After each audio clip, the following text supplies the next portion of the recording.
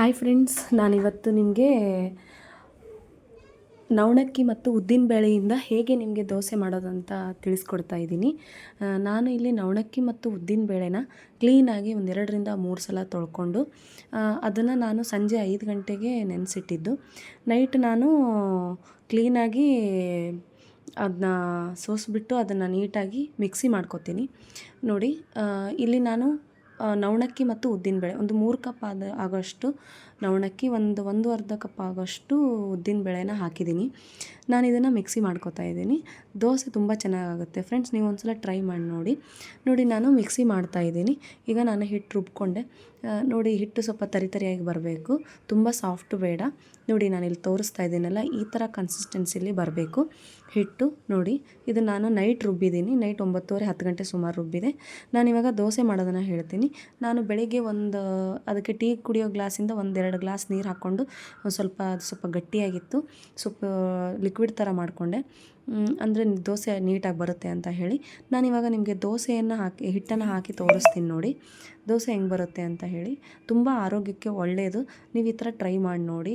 Daily ಅಕ್ಕಿ ದೋಸೆ ಮಾಡೋದಕ್ಕಿಂತ ಈ ಥರ ನವಣಕ್ಕಿ ತಂದಿಟ್ಟರೆ, ನವಣಕ್ಕಿ ಅನ್ನ ತಿನ್ನಲ್ಲ ಕೆಲವೊಬ್ಬರು. ಸೊ ಹಾಗಾಗಿ ಈ ಥರ ನವಣಕ್ಕಿನ ನೀವು ನೆನೆಸಿಟ್ಟು ದೋಸೆ ಮಾಡಿಕೊಟ್ರೆ ಮಕ್ಕಳಿಗೆ, ಆಮೇಲೆ ಮನೇಲಿ ಎಲ್ರಿಗೂ ಆರೋಗ್ಯಕ್ಕೆ ಒಳ್ಳೆಯದು. ಸೊ ಹಾಗಾಗಿ ಈ ಥರ ನೀವು ಮಾಡಿ ನೋಡ್ಬೋದು.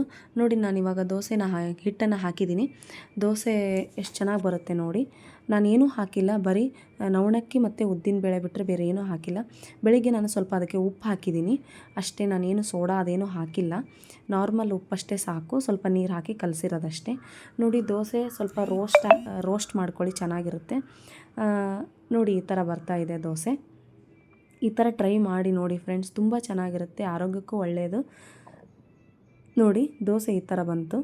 ನೋಡಿ, ರೆಡ್ಡಿಶ್ ಆಗಿ ಬರುತ್ತೆ. ನಾನು ನಿಮಗೆ ಇನ್ನೂ ಒಂದು ಮಾಡಿ ತೋರಿಸ್ತೀನಿ ದೋಸೆನ. ಹಂಚಿಗೆ ಸ್ವಲ್ಪ ನೀರು ಹಾಕ್ಕೊಳ್ಳಿ, ತುಂಬ ಕಾದಿದ್ರೆ ಬೇಗ ಸೀದ್ಕೊಂಡ್ಬಿಡುತ್ತೆ ದೋಸೆ. ನಾನಿವಾಗ ಇನ್ನೂ ಒಂದು ದೋಸೆನ ಹಾಕಿ ತೋರಿಸ್ತೀನಿ. ನೋಡಿ, ಹಿಟ್ಟನ್ನು ನೋಡಿ ಫ್ರೆಂಡ್ಸ್, ನಿಮಗೇನಾದ್ರು ಈ ಥರ ಇಷ್ಟ ಆದರೆ ಮಾಡಿ ನೋಡಿ, ಹೇಳಿ ನಮಗೆ ಹೇಗಾಯಿತು ಅಂತ ಹೇಳಿ ಕಮೆಂಟ್ ಸೆಕ್ಷನಲ್ಲಿ ಕಮೆಂಟ್ ಮಾಡಿ. ಆರೋಗ್ಯಕ್ಕೆ ತುಂಬ ಒಳ್ಳೆಯದು. ಸೊ ಹಾಗಾಗಿ ವಾರಕ್ಕೊಂದ್ಸಲ ಈ ಥರ ಬ್ರೇಕ್ಫಾಸ್ಟ್ ಮಾಡಿದರೆ ಒಳ್ಳೆಯದು ಅಂತ ನಾನು ಹೇಳ್ತಾ ಇದ್ದೀನಿ. ಈ ಥರ ಟ್ರೈ ಮಾಡಿ. ಮತ್ತು ಇವಾಗ ನೋಡಿ ದೋಸೆ ಹೇಗೆ ಬರುತ್ತೆ ಅಂತ ಹೇಳಿ. ಸೇಮ್ ನಿಮಗೆ ಅಕ್ಕಿ ದೋಸೆ ಥರನೇ ಬರುತ್ತೆ, ಚೆನ್ನಾಗಿ ಬರುತ್ತೆ. ಇದಕ್ಕೆ ನಾನು ಇದ್ರ ಜೊತೆ ಆನಿಯನ್ ಪಲ್ಯ ಮತ್ತು ಚಟ್ನಿ ಮಾಡಿದ್ದೀನಿ. ಕಾಂಬಿನೇಷನ್ ಚೆನ್ನಾಗಿರುತ್ತೆ.